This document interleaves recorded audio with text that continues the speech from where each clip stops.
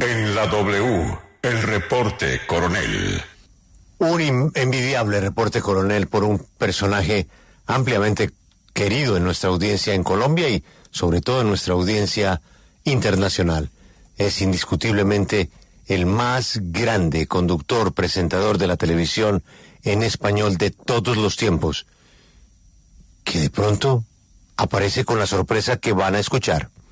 Daniel, qué buen invitado de viernes. Adelante con el reporte coronel. Buenos días, Julio. Este es el reporte coronel. Mario Kreuzberger, conocido como Don Francisco, es el animador en español más exitoso de la historia, como lo dice usted. Su programa bandera, Sábado Gigante, estuvo 53 años al aire en Estados Unidos, Chile y numerosos países de Latinoamérica. Don Francisco, una máquina de producir ideas, logró hacer de su programa un referente de la televisión sin importar idioma. Sumando concursos, música, humor, información, construyó un modelo irrepetible que estuvo al aire por décadas y con ratings que jamás se han vuelto a ver. Ahí, en el escenario de Sábado Gigante, se lanzaron en Estados Unidos carreras de grandes artistas como nuestra Shakira, Luis Miguel, Ricky Martin y Yuri, entre los que recuerdo. Además de su programa de variedades, Mario, que habla fluidamente 5 idiomas, viajó por todo el mundo mostrando aspectos desconocidos de muchos países. La popularidad de Don Francisco en la entonces omnipresente televisión creció hasta un punto que es difícil de explicar. Su cara es reconocida por millones de personas en muchos países y de por lo menos 3 generaciones. Buena parte de su fama se la ha gastado en filantropía. Durante 46 años ha adelantado la Teletón en Chile, que ha recaudado más de $500 millones para la construcción de uno de los centros médicos y de rehabilitación más desarrollados del mundo. Después de trabajar por tantos años en la televisión, en el Canal 13 de Chile, en la cadena Univisión de Estados Unidos, en Telemundo y en CNN, Don Francisco, en la plenitud de sus 83 años, se ha convertido en un fenómeno en las redes sociales. Tiene millones de seguidores en Instagram, TikTok y YouTube. Allí cuenta anécdotas de su vida en la televisión y fuera de ella, reflexiona sobre los retos de esta época y hace entrevistas, uno de sus géneros favoritos. Hace unas semanas, por ejemplo, invitó a la célebre periodista Cristina Saralegui. Esa conversación ya ha sido vista hoy por más de 1.300.000 personas. Para hablar de estos proyectos que emprende cuando ya es un octogenario, invitamos hoy a Mario Kreuzberger. Don Francisco. Mario, buenos días. Buenos días, Daniel. Gusto saludarte a ti y a todos los que participan de este programa. A los 83 años, Mario, la mayoría de la gente piensa que es el momento de tomarse la vida con calma y disfrutar más de la familia y el tiempo libre. Sin embargo, usted está a toda máquina emprendiendo estos proyectos digitales que han resultado tan exitosos. ¿Por qué decide meterse en algo tan nuevo y complejo a estas horas de la vida? Es que no hay mejor calma que hacer lo que a uno le gusta. Y a mí siempre me ha gustado comunicar, por lo menos lo he hecho por los últimos 62 años. Y entonces, claro, llegó un momento en que muchos me decían que había que adaptarse a los nuevos tiempos y que el mundo digital era muy importante. Por supuesto que sabía muy poco del mundo digital porque no nací con él. Así que me tuve que, al igual como lo hice en las etapas anteriores en que fui el representante del talento de mucha gente, me tuve que asesorar por personas, en primer lugar, que fueran mucho más jóvenes que yo y que dominaran perfectamente este mercado y hacerles un poco de caso con respecto a lo que me decían, que qué es lo que había que hacer para poder lograr llegar a ese público que se comunicaba digitalmente. Bueno, y después de empezar con este proyecto que ha funcionado tan bien, ¿qué diferencia encuentra usted entre la televisión y las redes sociales? Bueno, hay una diferencia muy grande.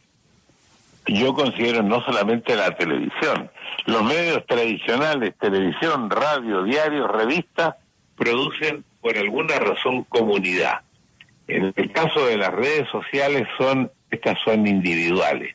Entonces, las personas buscan. Vamos a poner un ejemplo. 65 millones de personas dicen que vieron el último debate presidencial. ¿Por dónde lo vieron? ¿Por televisión? ¿Por dónde lo escucharon? Por radio. lo van a poder seguir escuchando y viendo en las diferentes plataformas digitales, pero a la hora que quieren, de la manera que quieren, si quieren ven un minuto, si quieren lo cortan, si quieren siguen. Bueno, en el mundo digital esto es así, y en el mundo de la comunicación tradicional es diferente. Ahí producimos comunidad. Los goles que hizo Colombia contra Argentina, que estaba muy contento, porque nosotros los chilenos perdimos 3-0 con ese mismo equipo. Bueno, eso se magnificó a través de los medios tradicionales y siguió después en los digitales. ¿Cómo, siendo tan diferentes la televisión y las redes sociales y los medios digitales, usted ha logrado trasladar su éxito de la televisión a las redes sociales? Bueno, a mí me explicaron que la gran diferencia, yo hice el primer podcast y entonces los que me asesoraron me dijeron, no, eso no sirve. Usted le hizo una entrevista a este caballero y aquí lo que usted tiene que hacer es una conversación. Y entonces pregunté, bueno, ¿y cómo es una conversación en relación a una entrevista? Me dice, bueno, en la entrevista usted le pregunta a su entrevistado, en la conversación usted se involucra con él, usted participa de esta conversación y son como un mano a mano. Bueno, y lo empecé a hacer y según algunos dicen, lo estuve haciendo mejor de ese gran error que cometí la primera vez. Eso es una cosa muy ejemplar, aprender de los errores. La vida de este hombre que estamos oyendo ha estado colmada de éxitos, pero muchos éxitos han arrancado de algo que se percibía inicialmente como un fracaso. Fue despedido varias veces, volvió a intentarlo hasta que logró el programa más icónico en la historia de la televisión en español. Su personaje, Don Francisco, lo ha acompañado por 62 años de carrera y ha sido el motor de esos grandes éxitos. ¿Cómo fue que se lo inventó? Bueno, yo estuve estudiando para la única profesión que tengo. Yo soy un técnico modelista, o sea, el tipo que hace modelos para un abrigo, para un chaquetón, especialmente para ropa de hombre, para un traje, un poquitito más tecnológico que un sastre que hace una ropa para una persona. Cuando entré a este hotel en Nueva York en 1959, vi una radio muy parecida a la que había en mi casa, con la única diferencia que esta, en vez de tener una tela adelante, tenía un vidrio. Y cuando la encendí y vi que era una radio que se veía y se escuchaba, yo lo dije inmediatamente, este es el futuro, lo que estoy estudiando es el ayer. Así que ahí empecé a tratar de ver cómo yo podía entrar a la televisión. Cuando regresé a mi natal Chile en 1959, en 1961, se estaban preparando para recibir el Mundial de Fútbol, cuyo caso fuimos por única vez terceros en ese Mundial, y el Mundial trajo la televisión, y yo fui a decir que había visto más televisión que todos ellos, cosa que era verdad, porque lo vi desde por 2 años, desde 1959 al 61.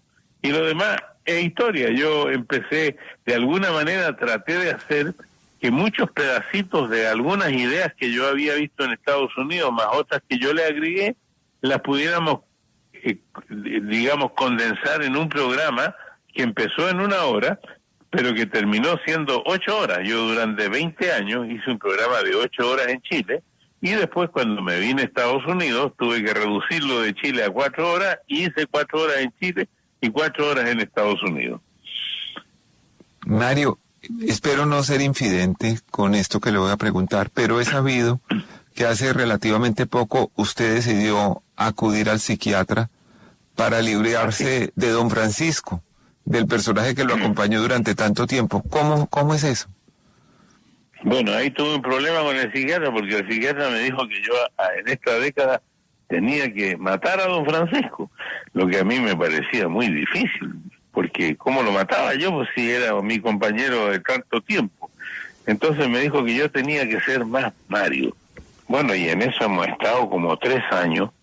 Yo no sé si él me entiende bien a mí y si yo lo entiendo bien a él, pero yo sigo intentándolo, porque esta es una época difícil donde uno tiene que dejar muchas cosas. Tú en la presentación hablaste de la Teletón. Este año es el año 46 y la Teletón se hace el 8 y 9 de noviembre. Por estas dificultades que tienen los canales de televisión, nos cambiaron de diciembre a noviembre. Es todo un desafío muy grande. Pero yo, durante estos 46 años, hablaste de 500 millones de dólares. En realidad, hemos recolectado más de 1.000 y hemos construido 14 centros de rehabilitación en el país. Se atendía cuando comenzamos el 5% de los niños de Chile, hoy día se atiende al 97%.